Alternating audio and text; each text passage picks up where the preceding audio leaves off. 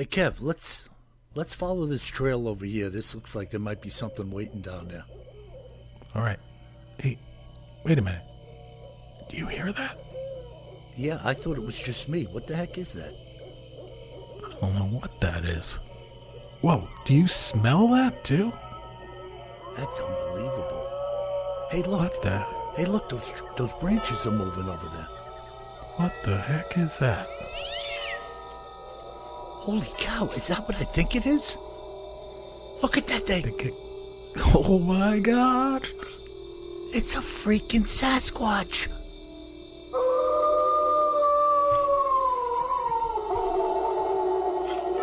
Welcome to the Bigfoot Terror in the Woods Sightings and Encounters podcast.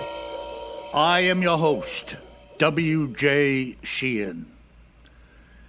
Hello, everybody, and welcome once again to this fine show of ours.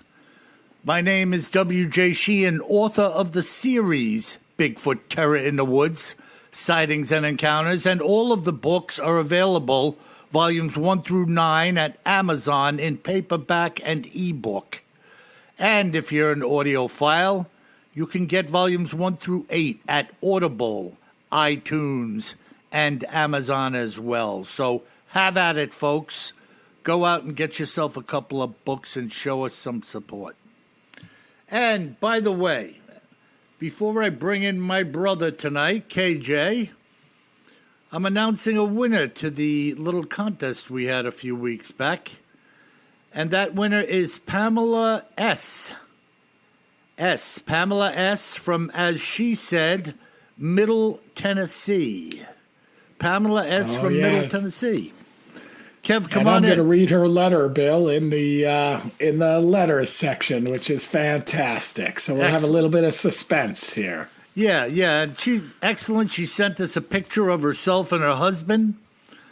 Said they were both fans, and we got a lot of nice entries, folks. So, if it's not you this time, it may be you the next time. But Pamela, the rules of the game are these. You had to be listening to this show to hear your name announced, and then you have to send me an email stating your name and address and where I can send the book. So hopefully all of those ducks fall in line for you and your hubby. And I think you have to say what your favorite color is, too. Yeah, your favorite color. And hopefully you get it right. Yeah, and hopefully you get it right according to what we say your favorite color is. And also, what is your favorite caliber of ammunition? Include that. Oh. Just kidding, Pamela. Kev, how you doing, bro?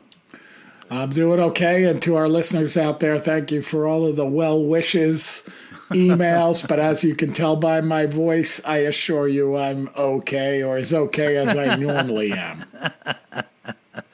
Yeah, Kev, I told him you got attacked by a Bigfoot. Oh, no, you said a dog man. Oh, I'm sorry, a dog man. Even worse, something rabid. Even worse, yeah. But in fact, folks, I was out on the Cape Fear River, aptly named for this episode at least, and I was fishing and catching some beautiful, gigantic red drum fish. But apparently, while I was having fun in a 12-hour episode, I got bitten by some type of vermin in the ankle, and my ankle blew up like a football. Might have been a dog man, but probably some type of deer fly or something like that, they tell me. Ay. But it was nasty. For about 3 or 4 days, I had to lay on my back with my foot in the air, taking antibiotics and taking steroids. It wasn't much fun. Yeah. No, it doesn't sound like fun at all. And it's amazing how such a little bugger as a fly or something can send your life into an uproar. Exactly. Ay. Well, but I did have fun fishing, but I did miss all of you. But luckily, my brother stepped in and did an awesome job. And by the way, folks, I announced on my little solo gig that I'm going to be posting some stuff on TikTok. I'm going to do some segmented reads on there because you're only allowed 3 minutes at a clip. But I'm going to be putting some of them up for your pleasure and hopefully for the pleasure of a couple of other million people. And it should be interesting, to say the least. So I'll let you know. I'm glad to hear, Bill, you're going to read some short segments rather than read the normal segments super fast.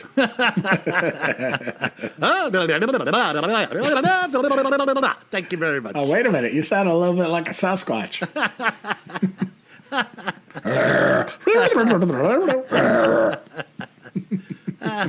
Remember Cousin It? Yeah. He used to do that, right? With the derby on his head and the sunglasses. That was good stuff there. So, bro, good to have you back. And what do you got in store for us today for this cryptids in the news and other oddities segment? Oh yeah, we got a good freaky deaky one tonight. And we're going back to 1980. Okay. And in 1980, out in Washington State, there was a huge explosion. You remember what that was? Yeah, Mount St. Helens. Mount St. Helens, very good. And when Mount St. Helens erupted, it was the equivalent of 1,600 times the size of the atomic bomb that was dropped on Hiroshima during World War II. Yeah. So, unbelievable explosion. And I was out there after the eruption, and it was amazing, to say the least, to see all of these trees blown down for miles. Yeah. Like toothpicks. Yeah. But tonight, we're not talking about the eruption of a volcano. We're talking about the critter that is rumored to come out of the volcano. Wow. Coming out of the volcano? That's what the rumor is. Wow. You'll have to decide at the end of the episode. Do you know who that is? I don't, but I do have an account that, again, like everything else we'll get to eventually, of a guy who was there the morning of the eruption. Oh. And this particular guy thought he was going to die. He was miles away from it, but the cloud and everything traveled right over him. And he had a little bit of an encounter with a couple of Bigfoot fleeing the scene. Oh. And we'll get to that. So the rumor of what came out of this volcano, or what was disturbed from this volcano, much in the same way that one of my favorite monsters came out of the nuclear reactions in Japan, Godzilla. Oh, yeah. We all love Godzilla. But this monster is known as Bat Squatch. Bat Squatch? Coming out of the volcano? Well, he appeared immediately after the volcano. Isn't that weird? So a lot of people think he was awakened by the volcano. Wow, freaking Bat Squatch. Yeah, and do you know Bat Squatch? The 9-foot tall creature. I hope he was accompanied with Robin Squatch. Maybe. No, but he did have Batgirl with him. Batgirl. No. But he's apparently 9 feet tall and weighs a couple of 1,000 pounds, so a beast. Wow. And has piercing yellow eyes, glowing piercing yellow eyes, blue-colored dark fur, a wolf-like muzzle, and bird-like bat wings. And they span like 40 feet, Bill, which I guess if you weigh a couple of 1,000 pounds, you better have 40-foot wings. Well, although that would be supportive of something, that would be like an airplane, a small airplane's wings. Yeah, absolutely. So something of that width could theoretically support something of that mass, in flight. Yeah, because, people look at birds, hawks and stuff like that, and they think, oh, their wings are relatively not that big compared to their body. But, they have hollow bones. They're super light. Yeah. If you were ever to pick up a hawk or an eagle, they're not that heavy at all for their size. No, it's not like picking up a Thanksgiving turkey. Yeah, or picking up a Sasquatch by the foot. A Bat Squatch. Exactly. Exactly. So there were rumors. Maybe this account that you talked about that we'll touch on sometime was something like this, or maybe it was just some Bigfoot that was scared off the mountain by the explosion, which would also be reasonable. Mm-hmm. But in this case, the first documented account, other than rumors of encounters right after the eruption, came in 1994 by a gentleman named Brian Canfield. Mm-hmm. And he was driving in Pierce County in Washington State when his vehicle suddenly stalled out. So I should say, too, that Batsquatch is rumored to be able to have some type of power to make, like, engines stall and things like that, like some kind of energy to it. Yeah, and that happens a lot. Because when he appears, things happen. Yeah, that happens a lot during close encounters with UFOs, street lights, Absolutely. Car engines stalling, weird stuff like that, you know? Well, even look at Skinwalker Ranch when stuff happens. It cuts out the instruments and stuff like that, right? Yeah, all the time. Yeah. Weird electronic failures, batteries draining that are new and freshly charged, all of that nonsense. Yep. So this gentleman, Brian Canfield, is driving down the highway. His engine starts to sputter, and his vehicle stalls while he's going along. He gets out. He pops open the hood to look inside like any of us would, and suddenly, boom, something lands on the top of his car, and the car like squats down while his head is under the hood, and he pulls his head out from under the hood, and he sees this giant creature with like its claws scratching the roof of the car, snarling and looking at him like it wanted to kill him. Yeah. I mean, picture yourself in a guy's situation. I mean, you're freaking, you're 2 seconds away from a heart attack at that point. Oh, no doubt about it. And he, basically like freezes there. And then when he gets his wits about him while this thing's growling at him, he just turns and runs as fast as he can. And he never looks back. And when he got to town, and the back of his shirt was torn, apparently, and they took him back out to his truck, and the roof of it was all scratched up, like he described it. It's a lot. And by the way, it started right up. Wow, that's weird, and it's a lot like some of the Mothman encounters, right? Chasing as people. As a matter of fact, so there is a connection, people believe, to Mothman. Okay. Nothing more than that, but like the weird eyes, the huge wings. We've never gotten close enough to a Mothman to see what it really looks like, but it could be a small Sasquatch-like thing if you were thinking that way. Wow, that is weird. Right? Yeah, well, yeah, it's hard to say when you haven't seen one for yourself, Exactly. Wow.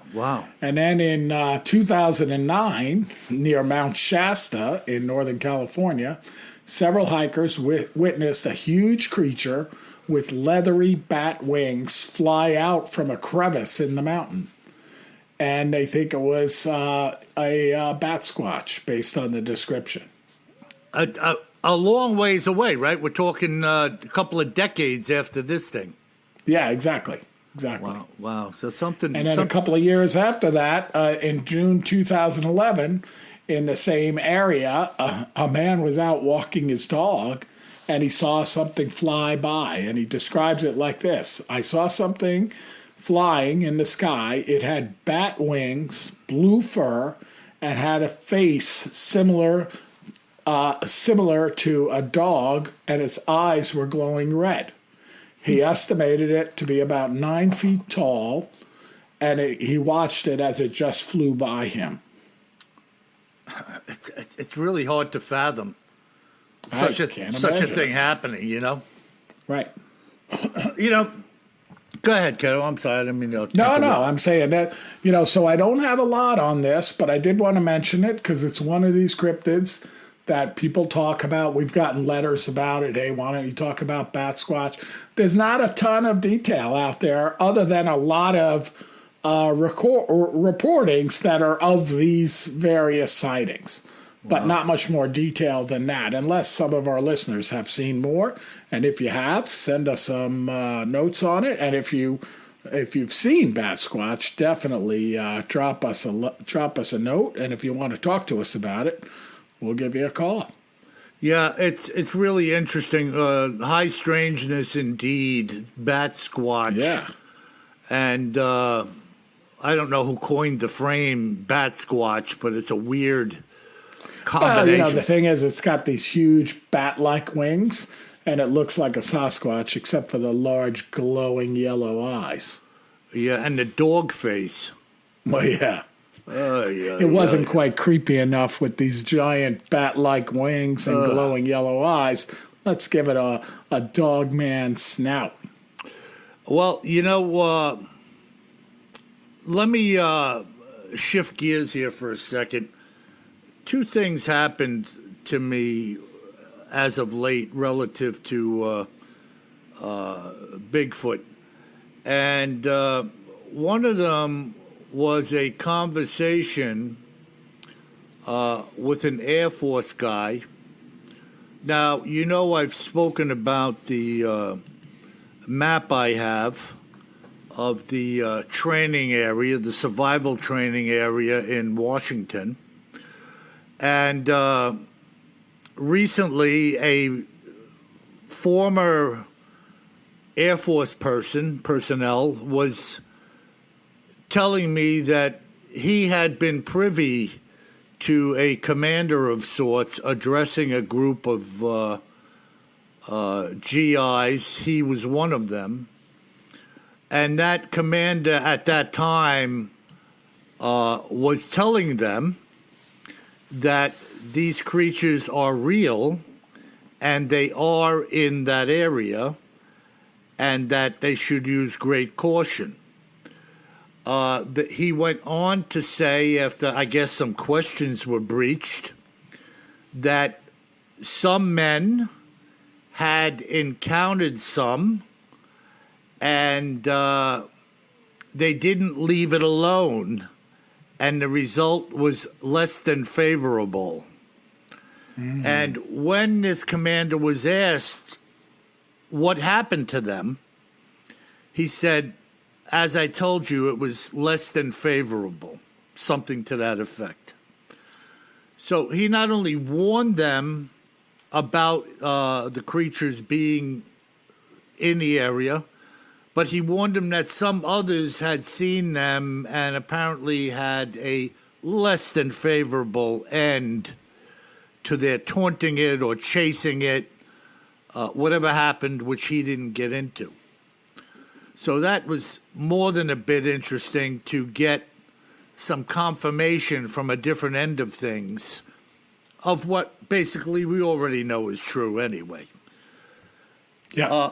Another thing a fella told me was that he was on the receiving end of some taunting, rolling of the eyes, reporting or talking about a Sasquatch encounter with of all things, his Eggman, the local, the local guy that has chickens and delivers eggs to people. Well, in the spirit of turnabout being fair play, apparently many months later, the Eggman came to him. And guess what happened? The Eggman came out his back door one day in a few inches of snow and found a huge string of inline giant bear footprints leading off of his property. So, as I always say, it's all fun and games and a laugher until something happens to you. Then all of a sudden it becomes your reality and you have to deal with it like everybody else does. What do you think of that, Kev? Pretty cool. Yeah. I mean, there you have it.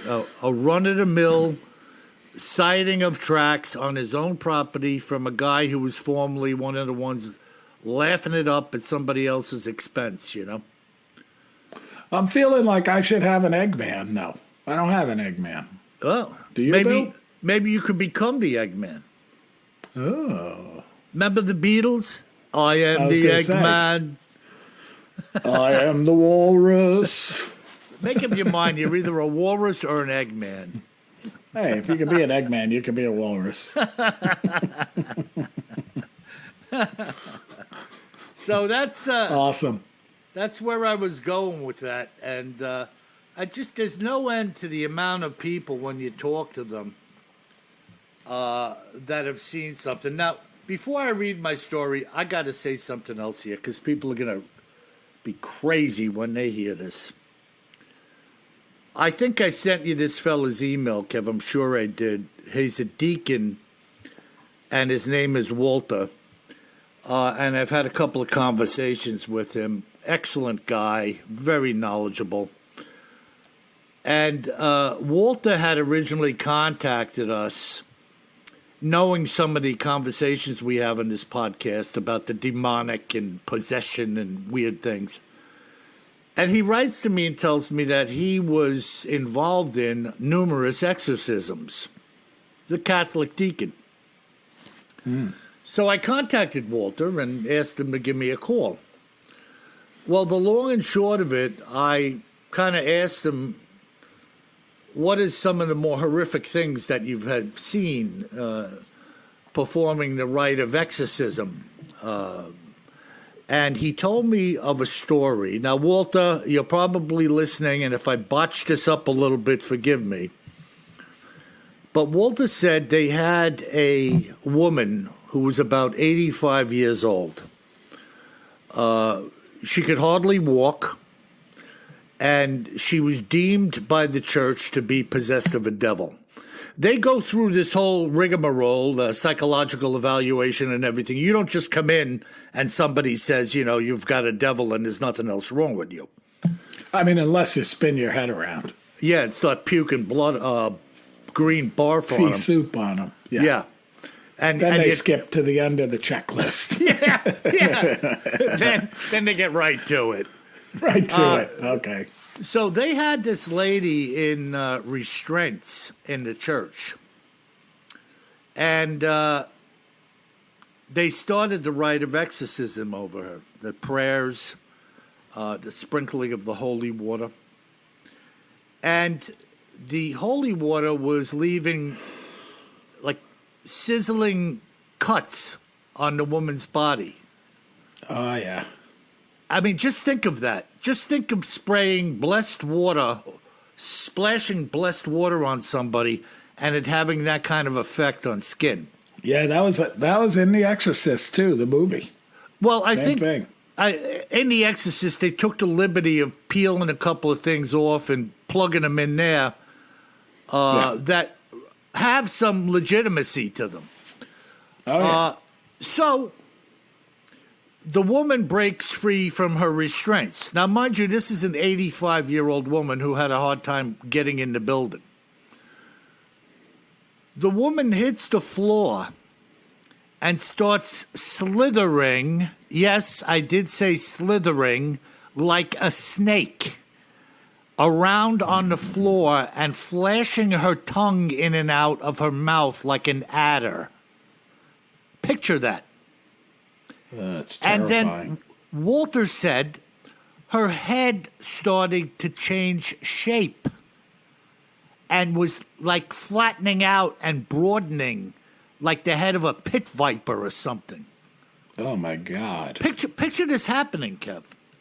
I can't. It's terrifying. This is like a real deal. I got chills being a Catholic deacon was telling you this story. Yeah, and believe me, Kevin, Walter is no man's fool because we've had lengthy conversations about scripture and teachings and all kinds of stuff. And so, where was I now? Oh, so she starts slithering around. Now, one of the things they do performing the rite is they want the demon to identify itself. Part of the rite is getting the demon to speak and identify itself. That's part of the battle of getting it out. So they said to the demon, "What is your name?" And do you know what the demon said? You'll never guess this. The demon said its name was Stalin. And after the demon identified itself as being Stalin, as in Joseph Stalin, murderer and butcher of Russia, a couple of other demons started to chime in, saying something to the effect that, he thinks he's freaking tough or scary or whatever. Can you imagine this happening? So there was more than one demon in this possessed woman. Yikes.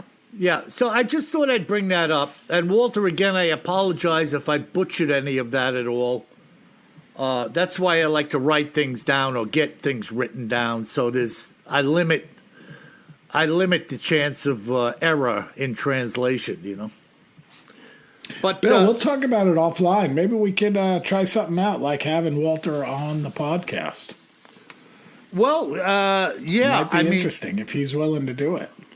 Yeah, I mean, we could attempt that, but as you know, Kev, I don't know how to get that done. But we. I know. I might be able to work it out. Make a few phone calls. Tap into some Bat Squatch energy. Maybe your eyes will start glowing amber. Bill, I'm here. Are you ready? As long as I don't start slithering around. Yeah, and darting your tongue out of your mouth like an adder. No more than normal, at least. Well, listen, I got a pretty crazy account here, and I'm going to get into it. And to me, this account shows you two things. It shows how easily a sighting can be initiated, but to me, it also rings of a truth that maybe you shouldn't follow these things or go where they've gone, whether you're hoping to see it or you figure, well, it moved on and we'll be okay. And this kind of borders on what I just said about the Air Force commander telling the guys that basically they should have left well enough alone, and I'm advising you to do so also. This account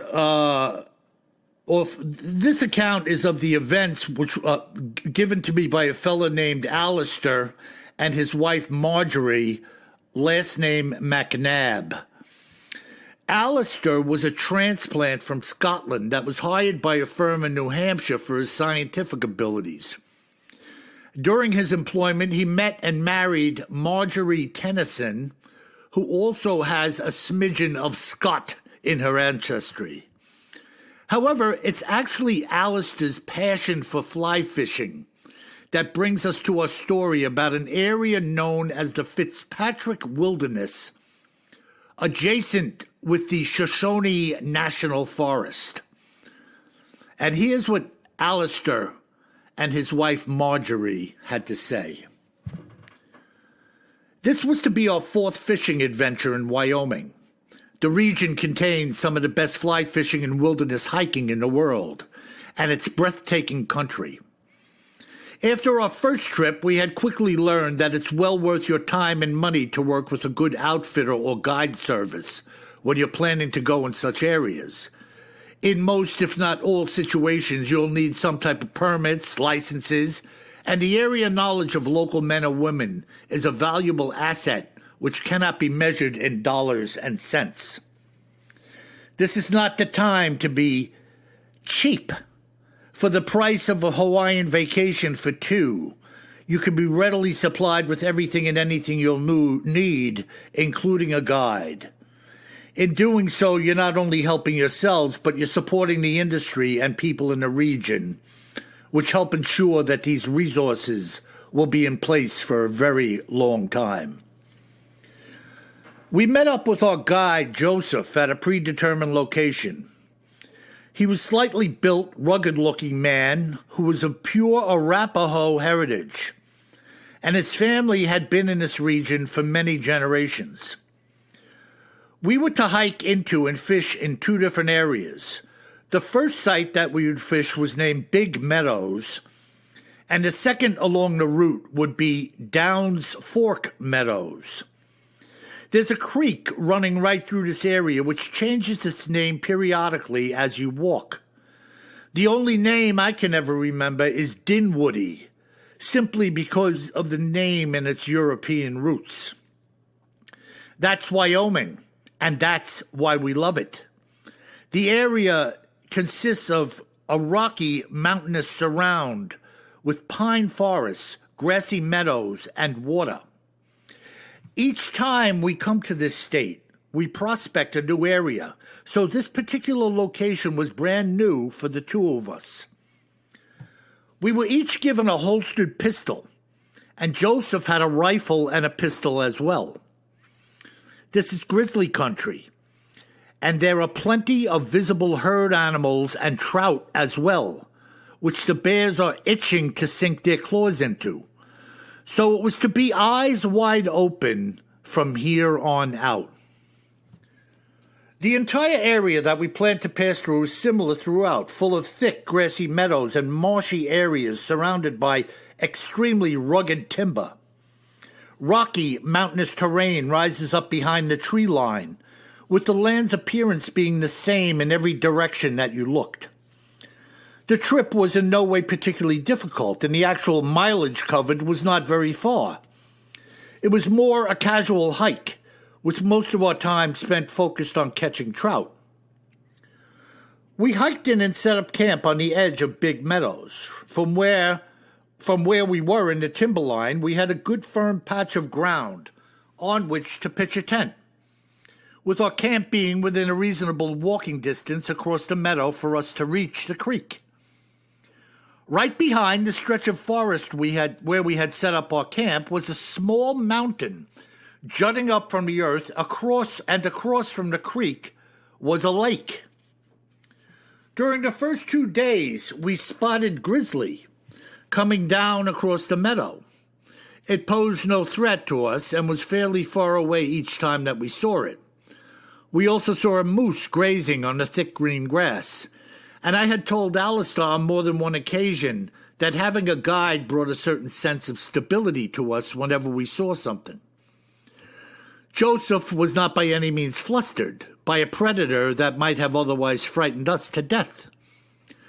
He had a mutual respect for the surrounding inhabitants, which is not to say that Joseph was foolhardy or lax in any way.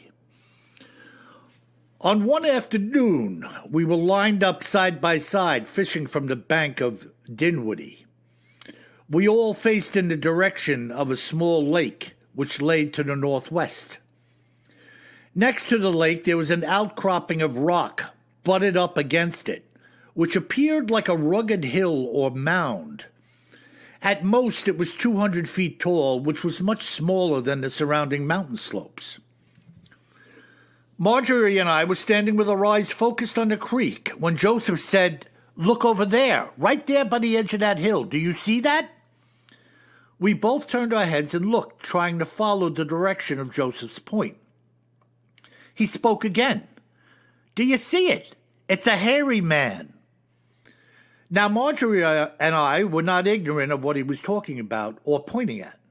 Although neither of us had seen one, we knew that he had been talking about a Bigfoot.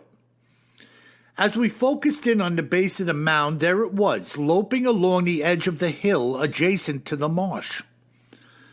Once we laid eyes on it, it was very easy to observe since it was completely out in the open.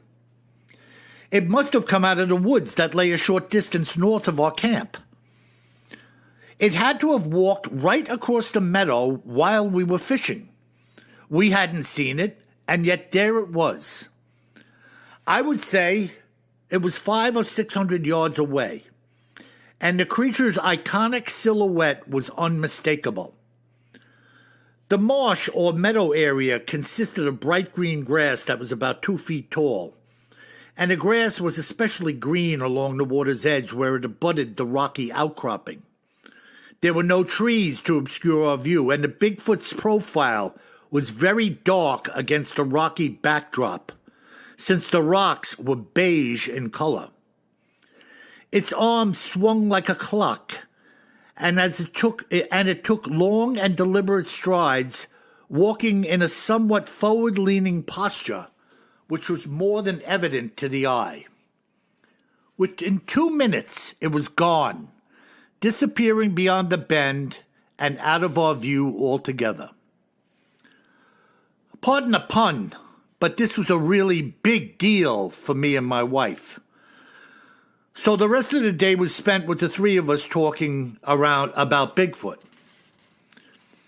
Around the campfire that night, Joseph started telling us of Indian folklore that pertained to these hairy men. He had actually personally seen creatures many times, but he was also as surprised as we were to catch sight of one on that particular day. However, it was still just more routine for him than it was for us. During the night, Joseph added that we should keep our eyes out for the hairy men while we were here. He said that throughout history, Indian people experienced and spoke of some really bad things regarding these creatures. Their tribal records mention many encounters, including attacks on people, livestock, and even unexplained disappearances. Because of the tone of his voice, we became certain that he was unhappy that this sighting occurred. That evening, I also took note of the fact that he spent a fair amount of time cleaning and prepping his guns. The next day, we packed up and walked to the back of the lake where the Bigfoot had disappeared from view. Joseph said this was an area where we could pick up on Glacier Trail. Without the trail, we would have to trek entirely through the woods to get to the next location. From there, we would make our way north to an area called Downs Fork Meadows. I wouldn't have known the path was even there without a professional like Joseph to guide us. Now, I'd be a liar if I said to you that when we started down this route, things became a whole lot creepier. Not just because of what we had seen, but because this trail area had become quite a bit tighter. Everything had closed in around us. Large stands of timber flanked us on both sides, and some rock walls cropped up here and there, forming what felt like a prison cell. As I remember, it was a curvy trail. At any given point, it was difficult to see far ahead of us. I kept thinking of old westerns, where the Indians would set up an ambush on some unsuspecting cowboys, positioning themselves behind some boulders up on a cliff. No offense to Joseph or anyone else. Now, I'm just going to move on a little bit here. So they got to their location through this trail. Now, just so you understand, Joseph's job was not to fish.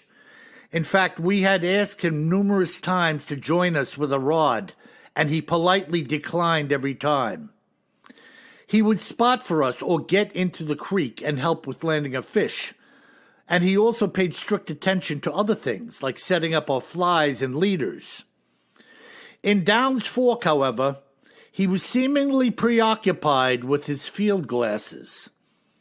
When I asked him about this, he said this was grizzly territory, and it would be best for all of us if he kept watch while we fished. We didn't argue with him. He was our guide, and he knew best. During the latter part of the afternoon, something let out the loudest, most prolonged howling roar that is humanly imaginable, sounding like a fire department siren. The howl was as intense as you could possibly imagine, and it sounded really close. I looked around. I could see nothing except for thick forest. Truth be told, the sound seemed like it was emanating from all around us, rather than in any particular place.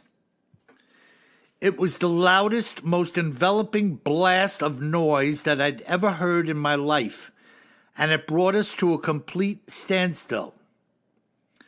We stood there aghast. Our jaws were hanging open, and Joseph had already brought his rifle to bear. Following his example, we dropped our rods and grabbed our pistols. The sound stopped, and we heard nothing. We held our ground, turning in every direction while not saying a word. It seemed like 15 minutes had passed before Joseph finally broke the silence. He turned towards us and whispered, "The hairy man is here." I remember thinking to myself that even when holding a gun, one can sometimes feel defenseless. And I had never felt more vulnerable with gun in hand. As far as I was concerned, whatever had made that noise could eat bullets and spit them out again.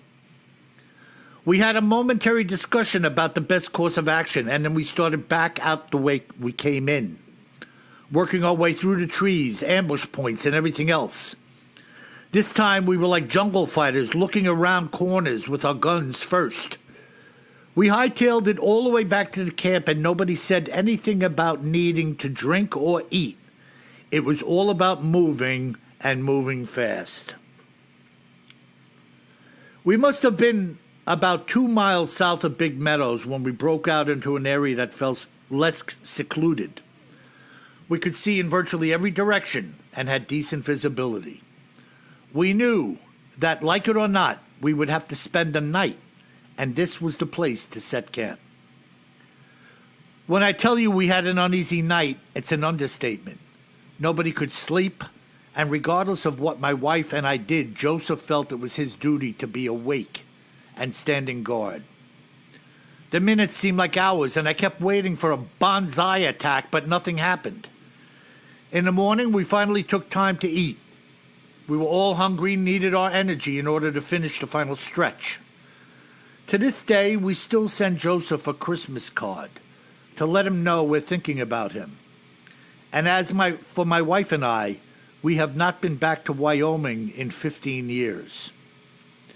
At the end of my interview with the McNabs, I told them that they told me that they will only fish in more open and less rural locations from now on, sticking within the confines of a town or a spot near a highway. I asked them what aspect stood out the most about this encounter, and this was what Marjorie said.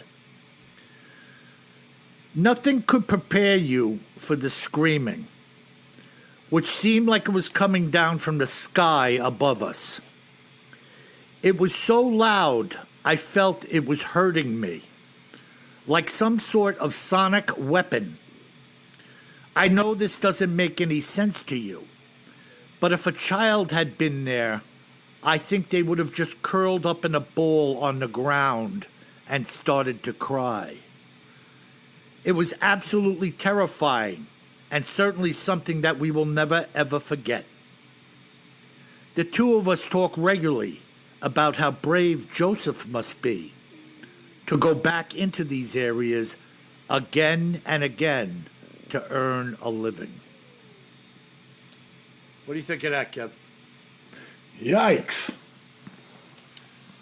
Yikes is right. Yeah, man, oh man, that's like serious stuff.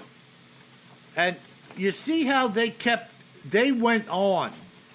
And that's why I said that in the beginning. They went on having seen the creature go in the direction they would eventually go.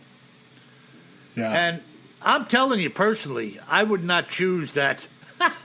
I would not choose that option. I'm with you.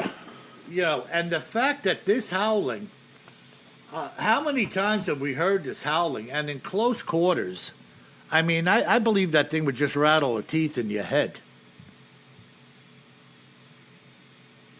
I'm with you. And by the way, in the listener mail, not that someone wrote in about it, or they did actually. They wrote in and attached that video, Bill. I don't know if you watched it on YouTube, but the guy that was looking for mushrooms and the thing in the background howled. Yeah. Did you listen to that? I have not yet, no. Oh, my goodness. Well, I'm going to put it on our website, Bigfoot Terror in the Woods, under this episode, podcast 116. Okay. And when you listen to this thing, like I expected to hear a coyote, because a lot of people haven't heard a coyote, and when you hear one, you're like, holy cow, what the heck was that? Yeah. Okay, not a coyote, not a bear, not a wolf. I don't know what the heck it was. Yeah, and neither does he. No. But once one could suspect, you know, that's... there's quite a bank of knowledge, recorded knowledge, being stored up in different places now of Bigfoot recordings, purported Bigfoot recordings. Yes. And they are unique, and some of them are being shared, and it's becoming like a bank of information, just like the tracks. What is real, what is not, They are unique. Yeah. They sound different. They represent themselves differently on software than other animals. Yeah. And this is what we're up against. More evidence, more compilation of sightings, encounters, and sounds, and the evidentiary case for Bigfoot goes onward. Crazy, huh? Yeah. Wild stuff, Bill. Yep. Wild. Yeah.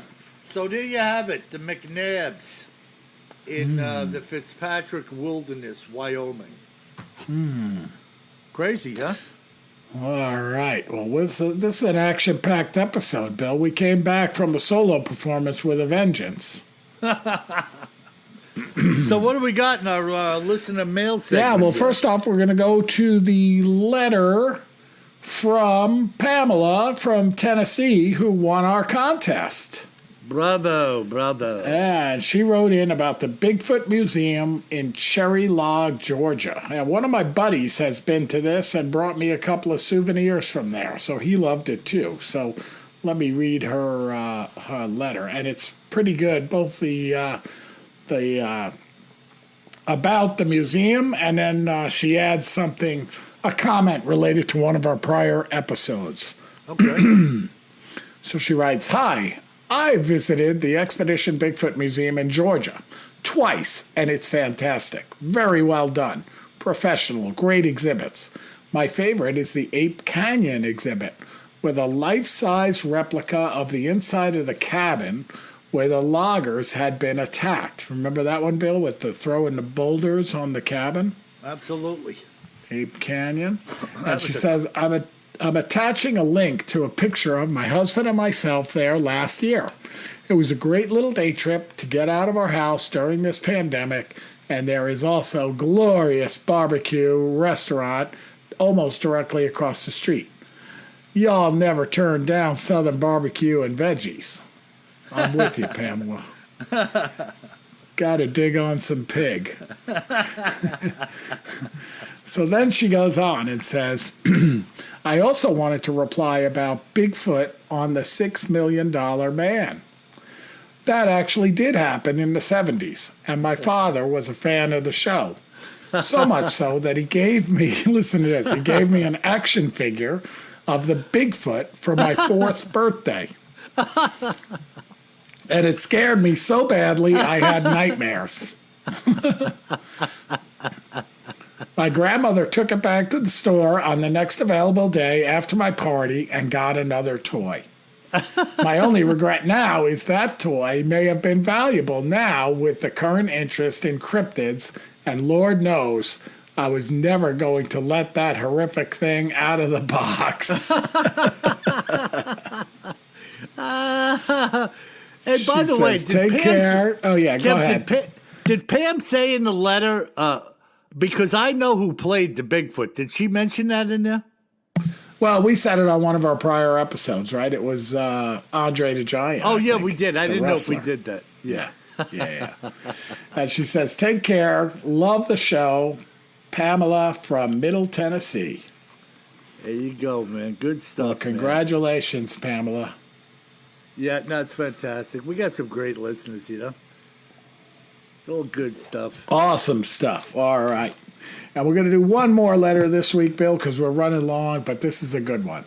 Okay. And Heather, who doesn't say where she is, but I would say, there is a God, and Heather be thy name. She writes in and says, get well soon, Kev. Hey, KJ, sorry to hear about the foot injury. I look forward to the harrowing tale of survival in the fight against the legendary Dogman. Maybe you had some help from an Apache airstrike called in using your secret agent clearance. Either way, I look forward to hearing all about the cryptids in the news segment next Saturday. Yeah. All I can say, Heather, is din din din din din din din din din din din din. And I assure you, exactly. If I needed help, I would have been puffing some red smoke calling in the Apaches. And they're always close by, as we know. Oh, yeah, and I got to do one more letter because I referenced it, Bill, about the recording. So This comes in from Lee, who also doesn't say where they're from. But they say, hello, WJ and KJ. I've been wanting to write for a couple of weeks, but life just keeps getting in the way. But perhaps it's for the best, as I came upon a short video of interest this night that you may find interesting. I also wanted to remark to Kevin, you may lament that you did not see a Bigfoot on your most recent trip up to New England. That may be so, but realize you may not have seen the hairy man, but the hairy man definitely saw you. There you go. And I did have a feeling at times, Lee, that something was watching us. Yeah, you told me that, Kev. Yep. That's and now Lee writes, now for the video I stumbled across tonight. I don't know what that sound is. It may be real, it may be fake. I don't know. But if I heard it in the woods, I do know one thing. I would definitely be hoping that I was carrying more gun than I think I needed. Love what you guys are doing, Lee. Awesome. And it's funny. So I listened to this recording, Bill. It's a guy out there who's like a mushroom hunter, and he's just talking about the different mushrooms he's seeing. And you get kind of interested in a couple of minutes about what he's talking about. And all of a sudden he hears this sound, and he writes in, I think it's time to go, and starts running. Yeah. And I think he's right, by the way. Yeah. Yeah, I think it's time to go. Bye now. Bye. I don't blame you. Like that guy who skedaddled when he was filming that swamp ape. Remember that, Kev? Oh, yeah, that was fantastic. Yeah. Party's over. Whoa! Time to go. But I'll put it up on the website under this episode, Podcast 116, on BigfootTerrorInTheWoods.com. I'll put up the YouTube video, and you tell us. You write in and tell us what you think that sound was. Yeah, no doubt about it. Well, Kev, all right, Bill. Well, great episode. Good to be back, even though my voice is fading, but I'm having fun. And great accounts tonight. And I loved hearing about the Deacon and those exorcism tales. Yeah, Deacon Walter, boy. Total I'm actually going to call him up later tonight. I got something I want to talk to him about. But fantastic show. Glad your boots all healed up. And folks, remember, if you find yourself out picking mushrooms, or for that matter, fly fishing, Dinwoody Creek, you better take my advice, my friend. And my advice is this: always carry more gun than you think you're gonna need. Sleep tight.